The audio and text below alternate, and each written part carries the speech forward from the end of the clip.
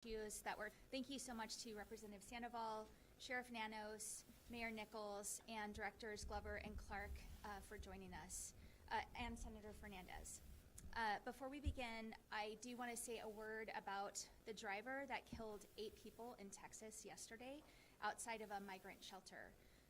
Early reports indicate that this was an intentional attack, and my heart goes out to the families of those who were killed, the injured, and the staff at the shelter. There should be no room for hate in our country, but sadly that is not often the case. We must come together to condemn any act of violence or hate against migrants. And if anybody attacks migrants in Arizona, I promise that we will prosecute you to the fullest extent of the law. Now I'd like to outline how the state of Arizona will approach the lifting of Title 42. For the past 3 years, the federal government has used Title 42 as a temporary solution to a permanent problem. On May 11th, that will come to an end.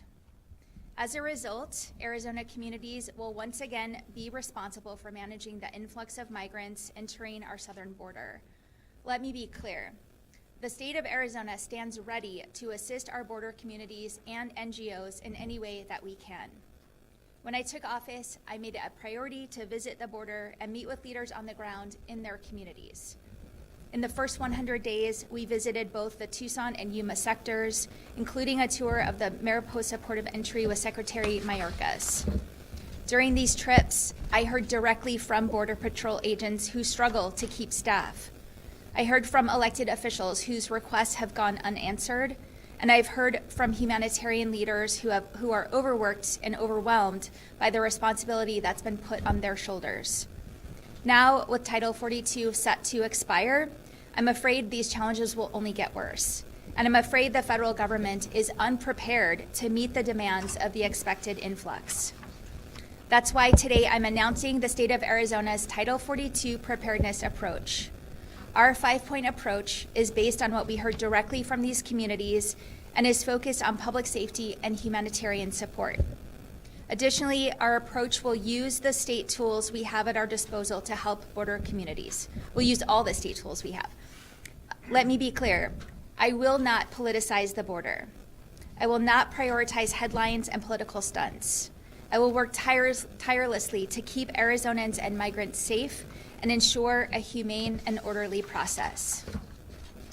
Our approach is informed by months of meaningful collaboration, hearing from partners on the ground, and tailoring our actions to their needs. As we manage a fluid situation, our state will continue with that approach. Our first point is public safety. I've directed the Arizona Department of Public Safety to assist local sheriffs and law enforcement in maintaining safety and security on Arizona highways and prevent harmful drugs like fentanyl from being brought into our state. I've also encouraged the federal government to double down on the approach outlined in Operation Blue Lotus and hope that they will continue to crack down on any and every drug trafficker who thinks they can exploit this potential humanitarian crisis for their own gain. Second is partnerships. As I have said many times, the only way out of this is through collective partnership. That's why my office has spent months developing and strengthening partnerships with NGOs, federal agencies, local governments, and tribal communities. We will rely on these relationships and the open lines of communication that have been created to monitor the situation at the border and ensure tailored action is taken where needed. To best facilitate this communication, my team is standing up a joint information command where our partners can share updates, raise concerns, and coordinate responses. 3 is transportation. My administration will continue to assist with the transportation of migrants to their final destination. DEMA will assist, provide, and coordinate the best and safest mode of transportation for migrants. By doing this, we can mitigate the impact of the increased migration on our border communities. We will make sure the most cost-effective method of transportation is being used and that there is clear coordination between sponsors and NGOs. 4th is emergency shelter. DEMA will play a similar role ensuring migrants are sheltered while they are awaiting transportation out of Arizona. And finally, 5th, as I have done before, I am prepared to take executive action. We will activate state resources as needed and provide access to emergency resources if deemed necessary. That includes, but is not limited to, sending additional National Guardsmen to the border. While we are prepared to take state action in any way that we cannot manage this influx alone. Without much more robust action from the federal government, the current situation will only get worse. I've sent letters to President Biden and Secretary Mayorkas outlining specific actions that need to be taken. As of today, we have not received an adequate response. We will continue to relentlessly pressure the federal government until we truly get the resources we need to manage the expected influx. I want to express my gratitude to law enforcement, local elected leaders, and humanitarian organizations for their dedicated service to their communities. In particular, I want to thank Amanda Aguirre, Teresa Cavendish, Diego Lopez, Beth Strano, Gretchen Lopez, and the numerous NGO staff, city and county leaders who have been working tirelessly to tackle this issue. Although they couldn't join us today, I want to thank them for all of their hard work. The state of Arizona is ready to provide support during what will undoubtedly be a challenging period. And with that, I'm going to turn it over to Yuma Mayor Douglas Nicholls. Thank you, Governor, and good morning. I'd like to thank the Governor for bringing us together today to talk about these next steps, but also for her proactive nature. Before she got in office in December, her and I had an extensive conversation about the border, the migrant status in Yuma specifically, and the need for her to come to see the border, which she expressed a strong desire to do very soon. Sooner than later was her words. And within 100 days, in March, she did come to Yuma. She saw the border firsthand. She saw the process at which migrants are humanely handled, and the situation was currently, at that time, under control. And we brought together the local leaders to have a roundtable to discuss the different perspectives people had. And it all came down to this. This is a national issue, and the federal government leadership has failed to make good on this national issue. Time and time again, communities like Yuma step up. They step up to do great things, to make sure people are taken care of. But this task is going to be too great. It's going to be greater than anything we have seen in the past. The influx has already begun. About a month ago, we had 300 people a day crossing the border in the Yuma sector. 2 weeks after that, we had 600. Yesterday, we had 1,000 people a day crossed just this Sunday. And this morning at 8 o'clock, there was already 500 people that have crossed into the Yuma sector. This is not stopping anytime soon, and is very troubling. And the governor has set up these systems in order to help make sure that our border communities can remain safe places to live, that they're not negatively impacted by this negative national discussion about an unsafe border. And her prioritization of transportation is extremely important. In Yuma, there are very limited options for general commercial transportation, and so to have the government step in is a necessary step. Unfortunately, it's the state government and not the federal government. My top priority every day is the citizens of Yuma. And in this crisis, what's good for the citizens of Yuma are also good for the state and the citizens of Arizona. I'd like to turn it over now to Representative Sandoval.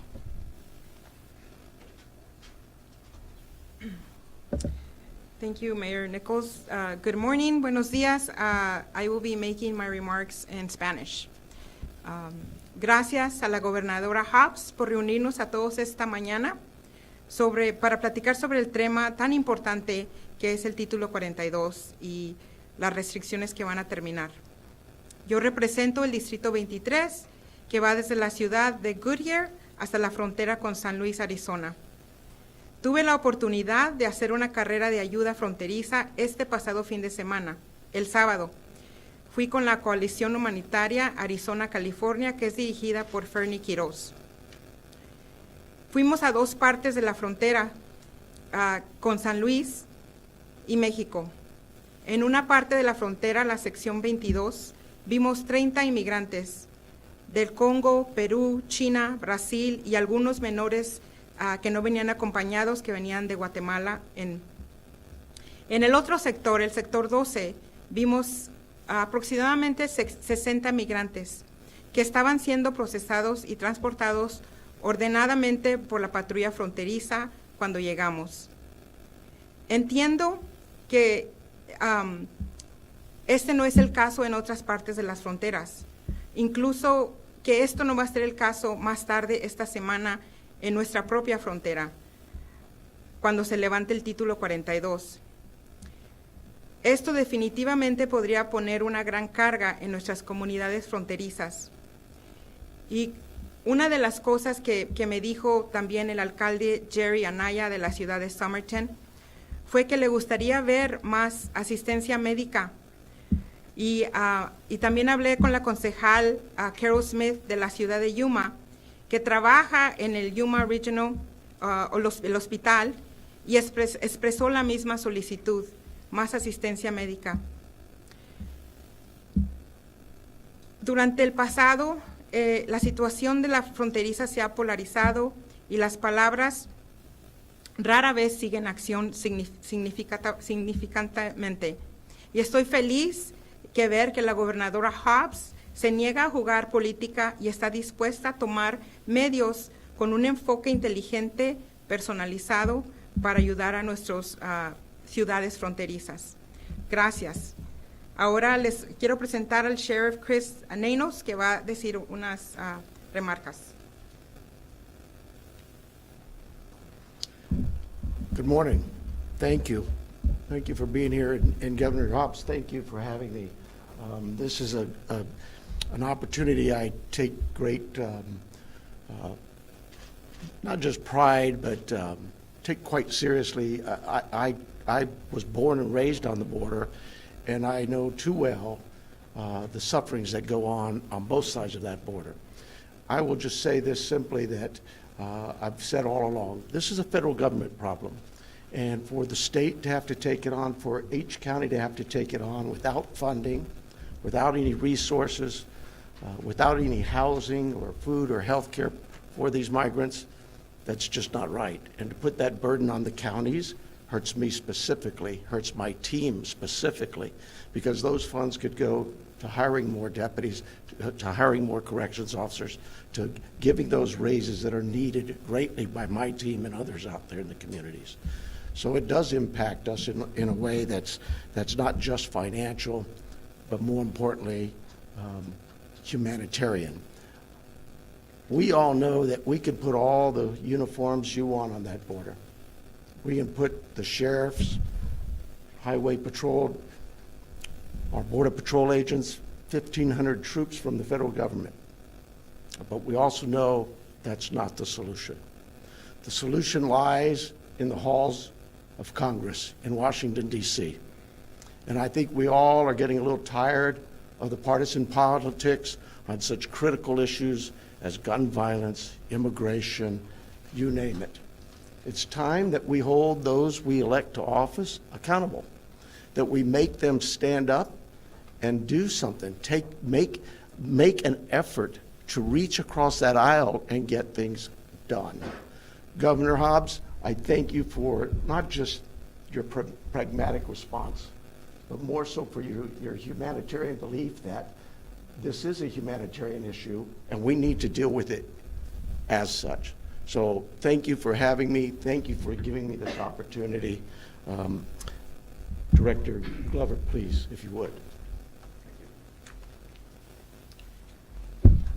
Good morning. First, I want to start off by thanking Governor Hobbs and our elected officials that are here today. It shows that we're unified in our message and unified in the support of being able to address this issue, as well as being able to protect and be able to provide safety for our Arizona community. And that's of the most importance, obviously, to me. The Department of Public Safety is an agency that's here to assist, to be able to provide that overall protection and to provide that assistance that's needed for the border, for our communities and for the counties, and to help and assist the sheriffs in some of the requests and the search and rescue missions and the various standpoints that they need our assistance, we are there for them. We have their back. And so just want to say that this is, something that nobody can do alone. It takes a complete community effort to be able to do this. And I believe that that's why we're all here today is to show that it takes an effort for everybody to come together to address this issue. Again, it's something that is a federal issue, but we're here and we have a plan to support our community to be able to address this issue. And I think that that's what's most important. Again, the Department of Public Safety is here to assist and provide what's needed for our overall response. And with that, I will, again, thank you, Governor Hobbs. We'll turn it back over to her for closing remarks. All right. Hello, everybody. We'll now move into Q&A. I will call on you. If we can please start with questions on topic to the press conference, and then we can move into general Q&A. I know everybody has lots of things they'd like to ask. So let's start. Governor, what's your level of frustration with the federal government not acting on this issue? It's incredibly frustrating. I came into office knowing that this was going to be a challenge we were going to face early on. Made it a priority, not just to do the public events that we did, the border visits, the roundtables, but my staff has been having listening sessions. We've been doing, at this point, more than daily coordination with folks on the ground, and just really trying to elevate those concerns to the federal government. And we've just gotten an incredibly inadequate response to address the challenges that our communities are facing. Can I ask what the response was? Well, I mean, Secretary Mayorkas came out. I think that was great. He was able to hear directly from the nonprofit organizations that are providing support to these folks. But I mentioned the letter that we sent. We have not gotten a response to that letter that had very specific asks. I think we can make sure you all have a copy of that if you haven't seen it. But we haven't gotten specific answers to the things we're asking for that our communities need. Stacey. I wonder if someone, maybe Governor or Colonel, maybe you can address, I mean, some of these things I think the state is already doing, right? Like supporting border counties, transportation. So what specifically is changing because of the upcoming end of Title 42? Can you speak about like what more resources are being added? We're increasing transportation. We're looking at sheltering options, and then just the additional public safety aspect, making sure we're increasing the coordination there. Like will more troopers be in those border areas? I don't know the answer to that. Just to jump in for a second. So we do have troopers that are working with the communities down along the border. So we have increased some of the active patrols, as well as the search and rescue efforts. Equipment that is needed to be able to carry out those efforts are also being allocated to the border communities as well. Is that quantifiable in any way? I can't give you a quantifiable on that. Actually, a couple of things. I was going to ask you, if you please, very something. The transportation and the shelter system. The sheltering, it seems enormous. What do you envision that looking like at the very least? We're working with DEMA on that. I don't know, Chris, if you want to. Good morning, Alan Clark. First, I'm sorry. That's okay, ma'am. I've been called a I lot was looking at of the names. sheriff. I'm good. So, good morning, Alan Clark, State Emergency Manager. So, as far as the sheltering goes, naturally, when you think of a sheltering issue or problem or a task, it can be handled in multiple ways, right? We can go down and erect soft-sided facilities if we get to that level, or we can continue to work with the counties and the local NGOs to enhance their capabilities to do such. We can help move people around through our transportation modalities to decompress certain areas and move those to other areas. We can help them with staffing contracts through vendors and stuff like that. So there's a lot of different things that are in play, and there's a lot of different mechanisms that we're researching and will put into use as the demand signal shows. One reason I'm as you know, that there's talk about the Remain in Mexico policy, and I believe that there is some bipartisan support. What do you think about the Remain in Mexico policy? Well, I don't think that's an answer to the problem we're facing. There is no question that the lifting of Title 42 on Thursday is going to increase the flow of migrants, legal migrants into the United States. And so that's what we're focused on right now, is addressing that immediate need and how we can respond to that.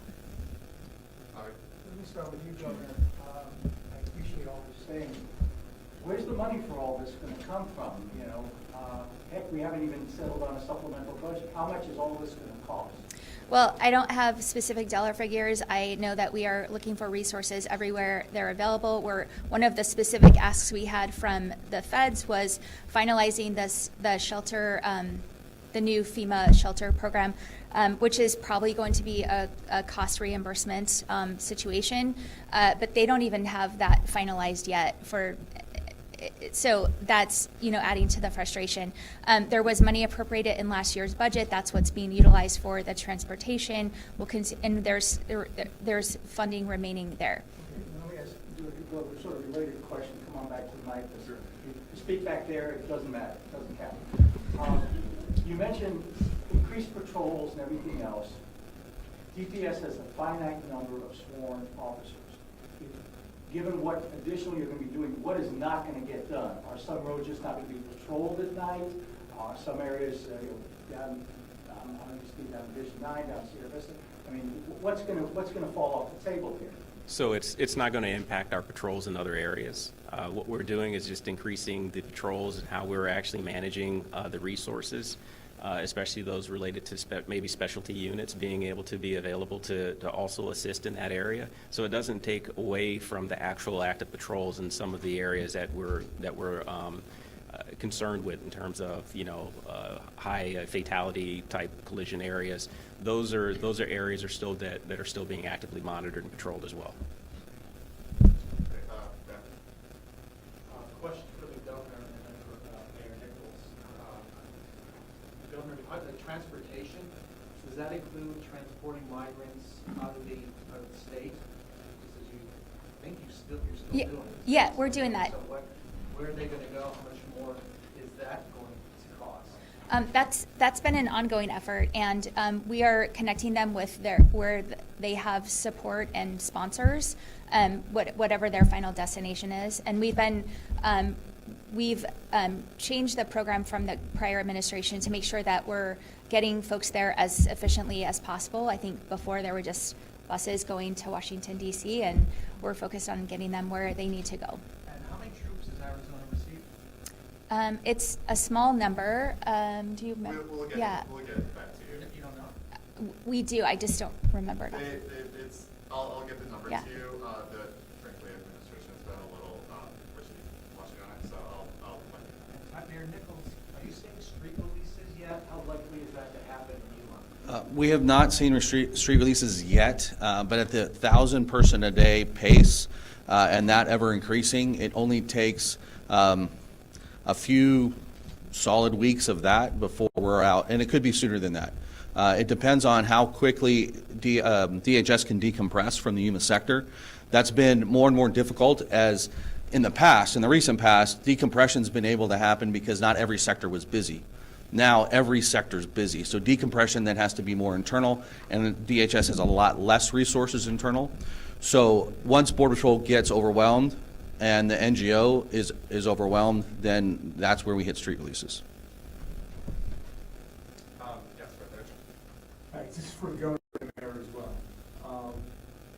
Governor, you talked about you won't issue executive orders if it comes to that. And Mayor, we talked about this when we spoke last week. The Border Patrol is worried that as many as 4,000 people could be coming across daily. How quickly is it going to, what levels do things have to hit before you start implementing a more expedited deal on the border? What we know is the situation is and will continue to be fluid. That's why we're in constant communication, so we know what the needs are and we can respond as quickly as possible. So we're going to continue that coordination to make sure that we're able to respond. And so I can't speak to hypotheticals, but we want to make sure that we're ready to respond when we need to. Mayor, I think that's spot on, because it depends upon a lot of things that are in constant motion. That if the NGOs get the ability to move people around or bring in other resources, that increases that capacity. Where we were when I declared my local emergency a year and a half ago in December of 2021, we had people weren't being released to the street, they just weren't being picked up because the system was overwhelmed.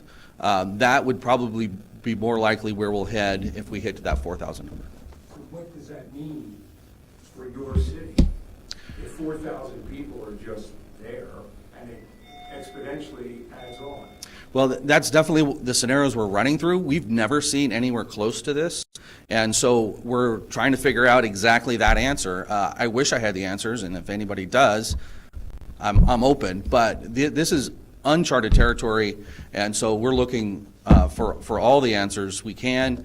Definitely pushing on the federal government, but with the governor's plan, that helps to at least know we have a backstop here within our state.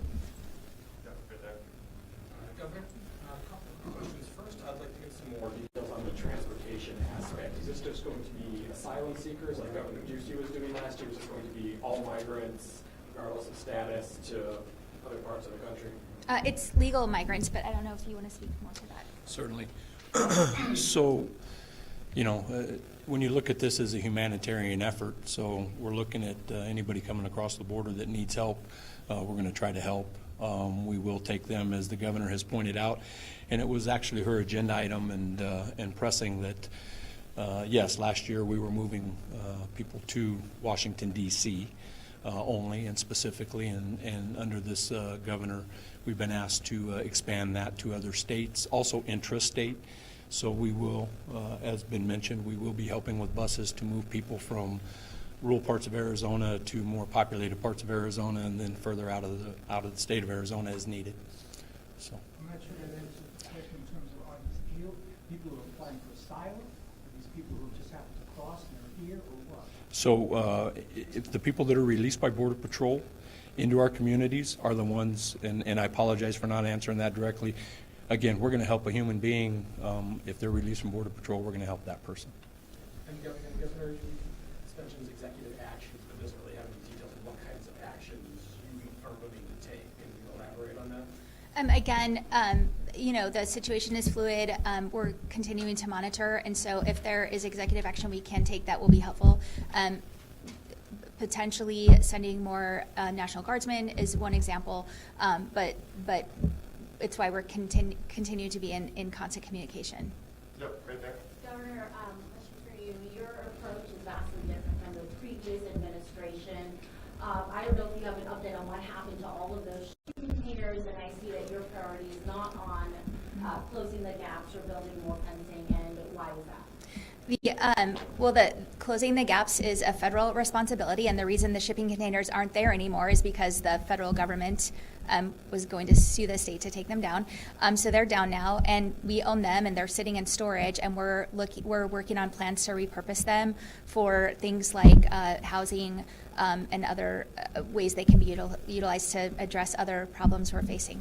How much money was spent on that project that is it potentially wasted? It was a lot of money. I can get you that information, just shooting around. Yes, right there. Sheriff, you've been very vocal about the staffing shortages and challenges that your own department is facing. How are you guys planning as far as it relates to these challenges? Well, we work closely with our Border Patrol agents, and always have. I think Colonel Glover would say the same. Law enforcement's always worked together, particularly on the streets, where it needs to be happening, and that won't change. But Chief Modlin, who directs the Tucson sector, the largest Border Patrol sector, I think he has over 5,000 agents. A big job.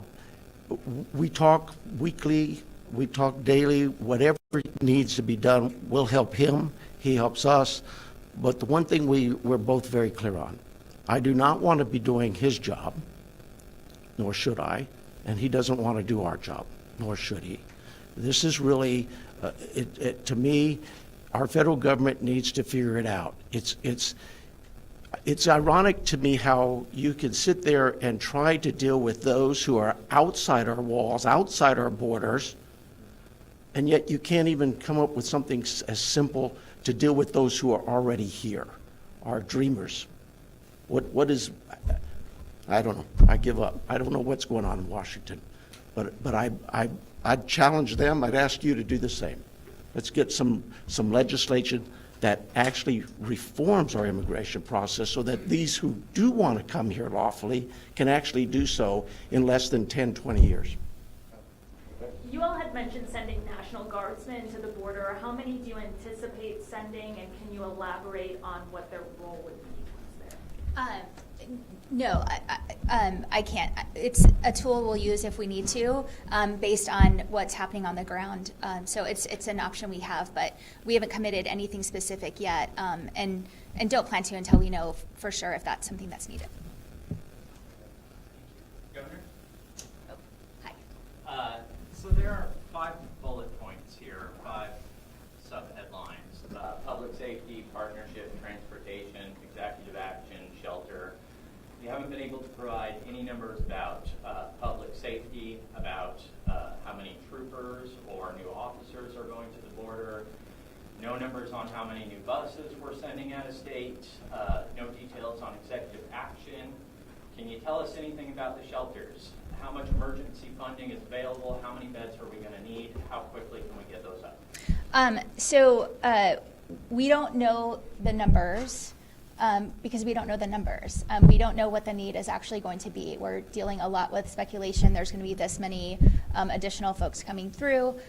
We know that today the shelters in Tucson are at capacity. And we're on Monday, and this is going to increase on Thursday. So we are going to respond to the need that is on the ground.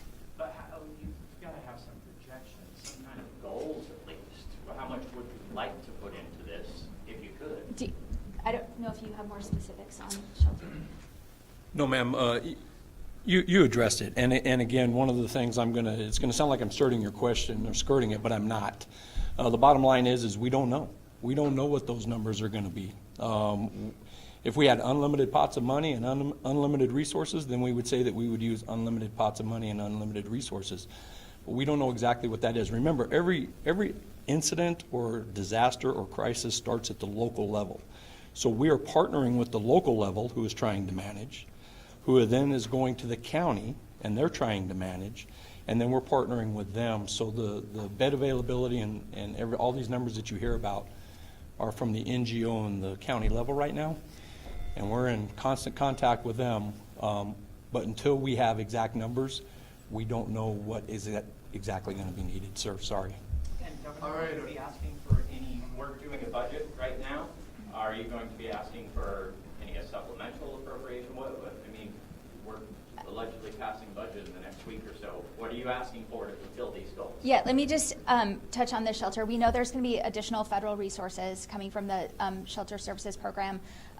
There's actually a very large pot of money, and one of our specific asks in the letter was to focus those resources on the border communities. Right now, we're in competition with all of the states for that funding, so that's one of our specific asks.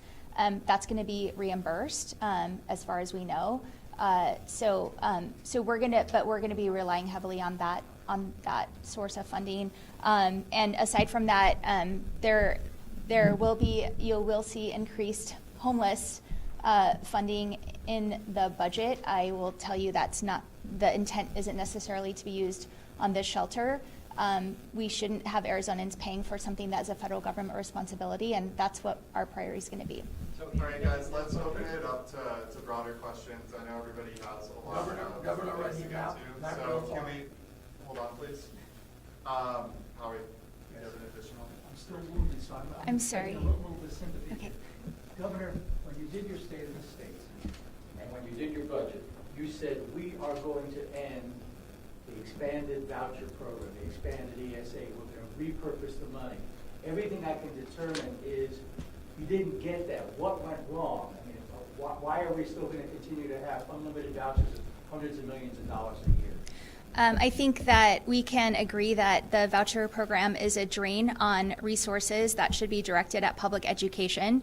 But I didn't say we're going to end it. It is a goal, certainly. We put that in our executive budget as the goal, knowing that we would be in a place where we were going to have to negotiate. That's what we're doing. So are we going to continue that? Others Is will have enrollment, it's questions. real simple, is enrollment for continue to be unlimited? I'm not going to negotiate the budget here. Governor, right here, please, not real talk and show with you. May 11th is going to be the deadline, as we all know. And I was wondering, what is your bucket list? Like, after this is what's happening with Biden, have they been cooperative with you, with your administration, with them? I know you're both Democrats, but at the end of the day, sometimes we have to agree to disagree. Are you having a smooth sailing with them? And my second question is, so congratulations, Jeffrey, probably on your new job as a colonel. I appreciate you, and I just want to ask you, for safety of our state of Arizona, what measures are you taking place? Because you got assimilated into the whole countries of 50 states. Can you elaborate, both of you, on what's about to come in the future? Well, I think we're focused right now on this very specific piece of the whole immigration and border puzzle, Title 42, which, as I said at the beginning, has been a temporary solution to what is a permanent problem, and we need comprehensive immigration reform, which is an act of Congress, not something I can, sign an order and do. That being said, this is the specific issue we're focused on, and I think I've expressed my frustration with the federal government's response to something that we knew was coming, and we've said over and over again that we need a plan to address it, and just the information we're getting about that plan has been much less than adequate. In regard to Biden, President Biden, is this okay then? Governor Hobbs, I'm going to focus on the issue at hand here. We've talked a lot about transportation, the flow of people across the border. What about drug trafficking? I don't think we mentioned the words drug trafficking once during the press conference. Fentanyl is killing thousands and thousands of people, many Arizona residents dying from fentanyl. A lot of that comes over the border. A lot of it comes over Santa Cruz County's border. And I think any border expert would agree that flow of people is often used to mask and distract from the drug trafficking. What are you doing to address the flow of fentanyl and other dangerous drugs coming across the border that may be coming across with this flow of people we're going to see in the next few days? Yeah, so, I think when Secretary Mayorkas was here, he announced Operation Blue Lotus, which in its first week got 900 pounds of fentanyl from coming across. So and part of our request to them was to continue that operation. And our law enforcement is working with the federal agencies on that issue. And we know that folks who are trying to get these substances into our country are using this humanitarian crisis to exploit people and make that happen. So it's certainly part of our focus. And I can't help but notice, no disrespect to Sheriff Nanos, he's a great guy, but you don't have any border sheriffs here. Pima County's not on the border. Yes, it is. We have the largest border of any county in the nation with Mexico. All right, great. Next and- question. Governor, you knew this was coming. You knew that Title 42 was Hey, coming. sorry, You never excuse me, really we have- told- You've been going around, you haven't picked me. You told me you're going to get Okay. me. I'm I out. apologize. You vetoed, despite the fact that you knew this was coming, you vetoed a number of border security bills, including, to build on his question, bills to strengthen penalties for drug trafficking like fentanyl. Why did you pick now? Why did you pick when Title 42 is about to end to finally say, you know what, I'm going to get serious about the border? Thanks for asking that question. This certainly is not the first action we've taken on Title 42. As I said, from day one, we have been focused on this issue. We've been meeting with community leaders, both publicly and privately, with listening sessions, and we're in more than daily communication with folks on the ground to address what we need to do to respond to this crisis. We knew it was a crisis that was coming, and we've been planning for it since day one. Why not use Arizona State power bills to to? be introduced Other this people have afternoon. Can you talk about your office's role in negotiating those proposals, and are you satisfied that what's coming later this afternoon would get your signature if it made it to your desk? We've been meeting with Republican leadership and Democratic leadership for a couple months now to negotiate what you'll see in the bills that are introduced this afternoon. I knew from day one that to get a budget over the finish line, it had to be bipartisan. We are going to have to give some things up. The Republicans are going to have to give some things up, and I think you'll see that in the bills that come out this afternoon. All right, everybody, we're going to do a last question. Can somebody speak to how many Arizona Guards soldiers are at the border now? Like, we talked about adding more, but how many are there now? I think we can get back to you on that number. There are some? I'll get you that number. All right, thank you, everybody. We're going to call it wraps. Appreciate your attendance. Please be in touch with either myself or the team if you have any follow-ups, further questions. I know there's a few things where we said we'd get back to you. Please just shoot my way. The podium says you have till 11. All right, thank you all.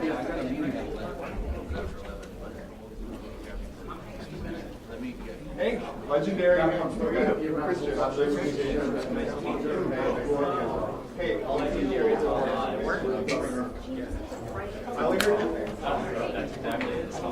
I'll give you more information on some of those specifics. Obviously,